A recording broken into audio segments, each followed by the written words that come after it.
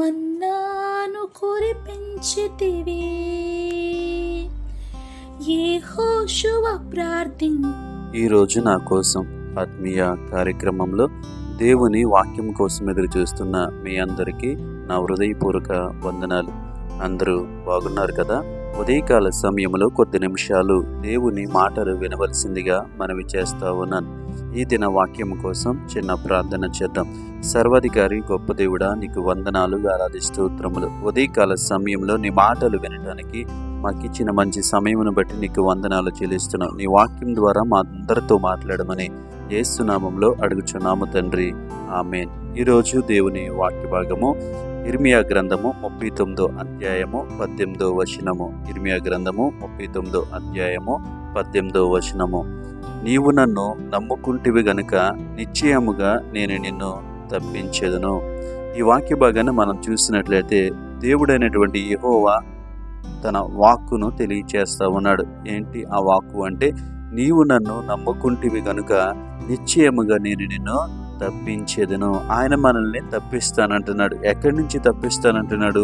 మనం ఎక్కడి నుంచి అయితే తప్పించబడితే బాగుంటుంది అని మనం ఆలోచన చేస్తున్నామో, ఏ విషయంలో అయితే మనం తప్పించబడాలనే ఆశ కలిగి ఉన్నామో ఆ పరిస్థితుల్లోంచి ఆయన తప్పిస్తాను అంటున్నాడు. అయితే ఎప్పుడు తప్పిస్తాడు అంటే, నీవు నన్ను నమ్ముకుంటివి గనుక. దేవుని నామానికి మహిమ కలుగును గాక. మనము ఆయన్ని నమ్ముకున్నప్పుడు, మనము ఆయన మీద ఆధారపడినప్పుడు, మనము ఆయన మాట యందు విశ్వాసం ఉంచి ఆయన నమ్మినప్పుడు ఆయన మనల్ని ఏం చేస్తున్నాడంటే, నిశ్చయముగా నేను నిన్ను తప్పించేదను, నిశ్చయముగా నేను నిన్ను తప్పిస్తాను. ఈ లోకంలో మనం జీవిస్తూ ఉన్నప్పుడు, అనేక సమస్యల గుండా మనం ప్రయాణం చేస్తూ ఉన్నప్పుడు ఎవరు నన్ను తప్పిస్తారు అని ఎదురు చూస్తూ ఉంటాం. అయితే ఈ ఉదయకాల సమయంలో దేవుని వాక్యము సెలవిస్తూ ఉంది, నేను నిన్ను తప్పిస్తాను. ఎలా తప్పిస్తానంటే, నిశ్చయముగా, నిజముగా నేను నిన్ను తప్పిస్తాను. ఆయన తప్పించేటువంటి దేవుడు. మన పరిస్థితుల్లోంచి, మన ఇబ్బందుల్లో నుంచి, ప్రతి విషయంలో కూడా ఆయన మనల్ని తప్పించడానికి ఆయన సమర్థుడు.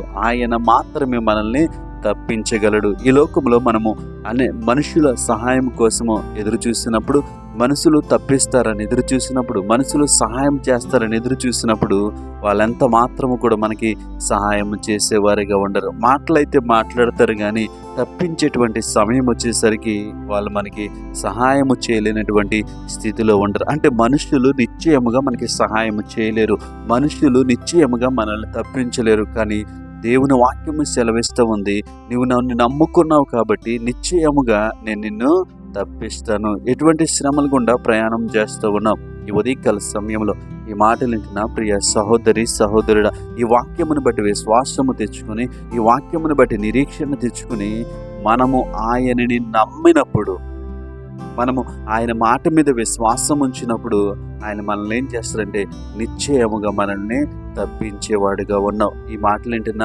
ప్రియ సహోదరి సహోదరుడా, నీవు ఏ విషయంలో తప్పించబడితే బాగుంటుంది అనుకుంటున్నావు?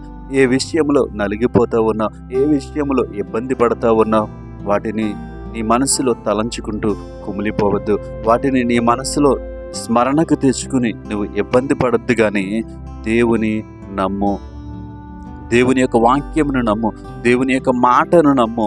మనం ఆయన మాటని నమ్మినప్పుడు, మనం ఆయన మాట యందు విశ్వాసం ఉంచినప్పుడు నిశ్చయముగా ఆయన మనల్ని తప్పిస్తానంటున్నాడు. ఆయనకి అసాధ్యమైనది ఏదీ లేదు, ఆయనకి సమస్తము సాధ్యము.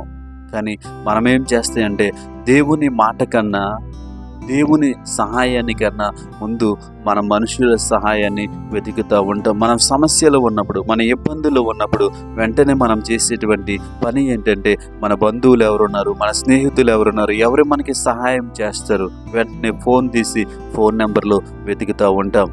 కానీ ఈ ఉదయకాల సమయంలో దేవుని వాక్యము సెలవిస్తూ ఉంది, నీవు నన్ను నమ్ముకుంటివి గనుక నిశ్చయముగా నేను నిన్ను తప్పించేదని. ఆయన నిశ్చయముగా తప్పిస్తానంటున్నాడు, ఆయన తప్పనిసరిగా తప్పిస్తానంటున్నాడు, ఆయన కంపల్సరీ తప్పిస్తానంటున్నాడు. అయితే మనం చేయవలసిన పని ఏంటో తెలుసా?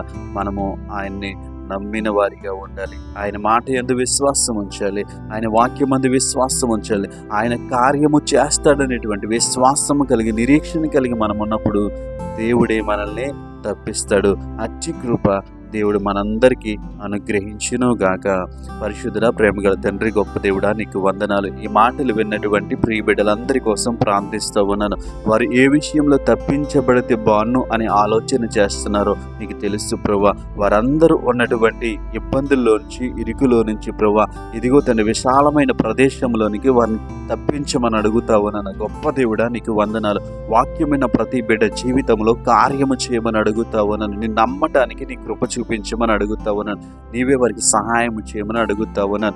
దేవాని స్తోత్రములు. ఈ సమయంలో తండ్రి ప్రభువా, ఎవరైతే దేవా ఉద్యోగాల కోసం వెతుకుతా ఉన్నారో, ఉద్యోగుల కోసం తిరుగుతూ ఉన్నారో, ఉద్యోగుల కోసం ప్రయత్నం చేస్తున్నారో వారందరి కొరకు ప్రార్థిస్తూ ఉన్నాను ప్రభువా. ఇదిగో వారి ఆర్థిక పరిపుష్టిని దయచేయండి ప్రభువా. ఇదిగో తండ్రి వారు ఆర్థికంగా నిలబడటానికి వారికి ఒక ఉన్నతమైనటువంటి ఉద్యోగమును దయచేయమని అడుగుతా ఉన్నాను ప్రభువా. నీ స్తోత్రములు. ఎవరైతే నిరుద్యోగముగా ఉన్నారో ప్రభువా, ఇదిగో తన నిరుద్యోగం చేత బాధపడుతున్నారో బిడ్డలందరినీ మీరు దర్శించి మంచి జ్ఞానం ఇచ్చి, మంచి తెలివిచ్చి ప్రభువా, ఓ దేవా తన మంచి ఉద్యోగంలో స్థిరపడటానికి నీ కృప చూపించమని యేసు నామములో అడిగి వేడుకొనుచున్నాము పరమ తండ్రి. ఆమేన్.